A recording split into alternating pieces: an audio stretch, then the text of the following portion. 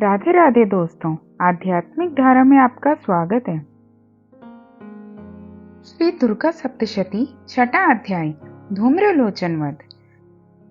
मैं सर्वज्ञेश्वर भैरव के अंक में निवास करने वाली परम उत्कृष्ट पद्मावती देवी का चिंतन करती हूँ। वे नागराज के आसन पर बैठी हैं। नागों के फणों में सुशोभित होने वाली मणियों की विशाल माला से उनकी देहलता उद्भासित हो रही है। सूर्य के समान उनका तेज है। 3 नेत्र उनकी शोभा बढ़ा रहे हैं।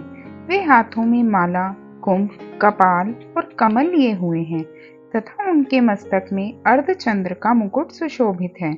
ऋषि कहते हैं, देवी का यह कथन सुनकर दूत को बड़ा अमर्ष हुआ और उसने दैत्यराज के पास जाकर सब समाचार विस्तार पूर्वक कह सुनाया।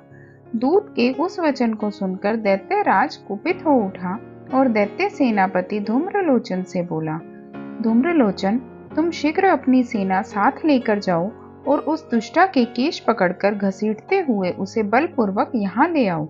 उसकी रक्षा करने के लिए यदि कोई दूसरा खड़ा हो तो वह देवता, यक्ष अथवा गंधर्व ही क्यों ना हो, उसे अवश्य मार डालना। ऋषि कहते हैं, शुंभ के इस प्रकार आज्ञा देने पर वह धूम्रलोचन दैत्य 60,000 असुरों की सेना को साथ लेकर वहां से तुरंत चला गया। वहां पहुंचकर उसने हिमालय पर रहने वाली देवी को देखा और ललकार कर कहा, अरे तो शुंभ निशुंभ के पास चल। यदि इस समय प्रसन्नता पूर्वक मेरे स्वामी के समीप नहीं चलेगी तो मैं बलपूर्वक झूठा पकड़कर घसीटते हुए तुझे ले चलूंगा। देवी बोली, तुम्हें दैत्यों के राजा ने भेजा है। तुम स्वयं भी बलवान हो और तुम्हारे साथ विशाल सेना भी है। ऐसी दशा में यदि मुझे बलपूर्वक ले चलोगे तो मैं तुम्हारा क्या कर सकती हूँ। ऋषि कहते हैं, देवी के यूं कहने पर असुर धूम्रलोचन उनकी ओर दौड़ा। तब अंबिका ने हूं शब्द के उच्चारण मात्र से उसे भस्म कर दिया। फिर तो क्रोध में भरी हुई दैत्यों की विशाल सेना और अंबिका ने एक दूसरे पर तीखे साय को शक्तियों तथा फरसों की वर्षा आरंभ की। इतने में ही देवी का वाहन सिंह क्रोध में भरकर भयंकर गर्जना करके गर्दन के बालों को हिलाता हुआ असुरों की सेना में कूद पड़ा। उसने कुछ दैत्यों को पंजों के मार से, कितनों को अपने जबड़ों से और कितने ही महादैत्यों को पटक कर ओठ की दाढ़ों से घायल करके मार डाला। उस सिंह ने अपने नखों से कितनों के पेड़ फाड़ डाले और थप्पड़ मारकर कितनों के सिर धड़ से अलग कर दिए। कितनों के भुजाएं तथा मस्तक काट डाले और अपनी गर्दन के बाल हिलाते हुए उसने दूसरे दैत्यों के पेट फाड़कर उनका रक्त चूस लिया। अत्यंत क्रोध में भरे हुए देवी के वाहन उस महाबली सिंह ने क्षण भर में ही असुरों की सारी सेना का संहार कर डाला। शुंभ ने जब सुना कि देवी ने धूम्रलोचन असुर को मार डाला तथा उसके सिंह ने सारी सेना का सफाया कर डाला, तब उस दैत्यराज को बड़ा क्रोध हुआ। उसका होठ कांपने लगा। उसने चंड और मुंड नामक 2 महादैत्यों को आज्ञा दी, हे चंड और हे मुंड, तुम लोग अपनी बड़ी सेना लेकर वहां जाओ और उस देवी के झोंटे पकड़कर अथवा उसे बांधकर शीघ्र यहाँ ले आओ। यदि इस प्रकार उसको लाने में संदेह हो तो युद्ध में सब प्रकार के अस्त्र शस्त्रों का तथा समस्त आसुरी सेना का प्रयोग करके उसकी हत्या कर डालना। उस दुष्टा की हत्या होने तथा सिंह के भी मारे जाने पर उस अंबिका को बांधकर साथ ले शीघ्र ही लौट आना।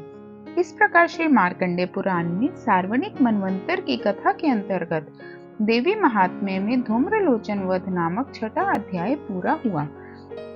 7वां अध्याय चंड और मुंड का वध। मैं मातंगी देवी का ध्यान करती हूँ। वे रत्नमय सिंहासन पर बैठकर पढ़ते हुए तोते का मधुर शब्द सुन रही हैं। उनके शरीर का वर्ण श्याम है। वे अपना एक पैर कमल पर रखे हुए हैं और मस्तक पर अर्धचंद्र धारण करती हैं तथा कल्हार पुष्पों की माला धारण किए वीणा बजाती हैं। उनके अंग में कसी हुई चोली शोभा पा रही है। वे लाल रंग की साड़ी पहने हाथ में शंख में पात्र लिए हुए हैं। उनके बदन पर मधु का हल्का हल्का प्रभाव जान पड़ता है और ललाट में बिंदी शोभा दे रही है। ऋषि कहते हैं, तदनंतर शुंभ की आज्ञा पाकर वे चंड मुंड आदि दैत्य चतुरंगिनी सेना के साथ अस्त्र शस्त्रों से सुसज्जित हो चल दिए। फिर गिरिराज हिमालय के सुवर्ण में ऊंचे शिखर पर पहुंचकर उन्होंने सिंही पर बैठी देवी को देखा। वे मंद मंद मुस्कुरा रही थी। उन्हें देखकर दैत्य लोग तत्परता से पकड़ने का उद्योग करने लगे। किसी ने धनुष तान लिया, किसी ने तलवार संभाली और कुछ लोग देवी के पास आकर खड़े हो गए। तब अंबिका ने उन शत्रुओं के प्रति बड़ा क्रोध किया। उस समय क्रोध के कारण उनका मुख काला पड़ गया, ललाट में भौहें टेढ़ी हो गई और वहां से तुरंत विकराल मुखी काली प्रकट हुई, जो तलवार और पाश लिए हुए थी।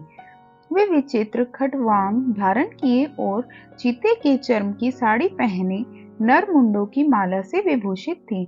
उनके शरीर का मांस सूख गया था, केवल हड्डियों का ढांचा था, जिससे वे अत्यंत भयंकर जान पड़ती थी।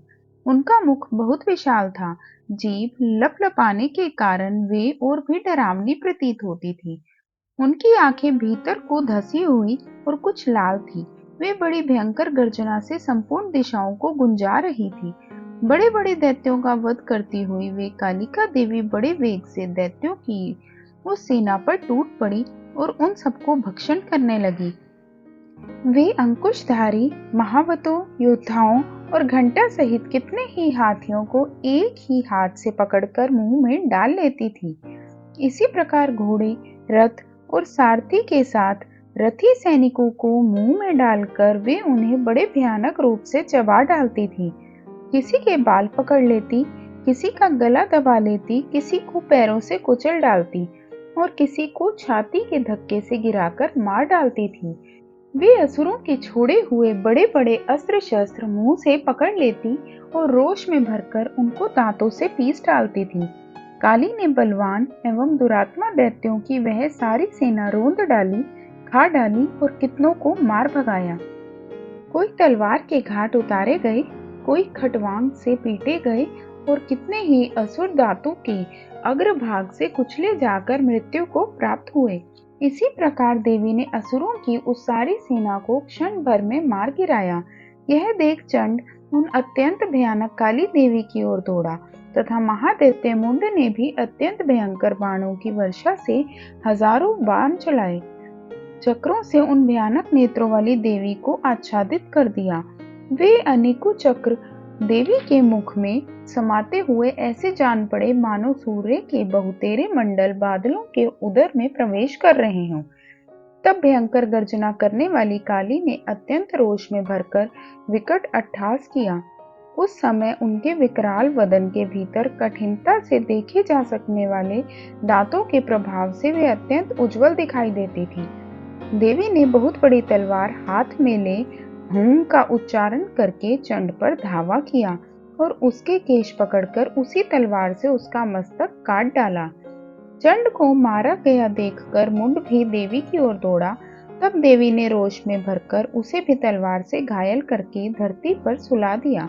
महापराक्रमी चंड और मुंड को मारा गया देख मरने से बची हुई बाकी सेना भय से व्याकुल हो चारों ओर भाग गई।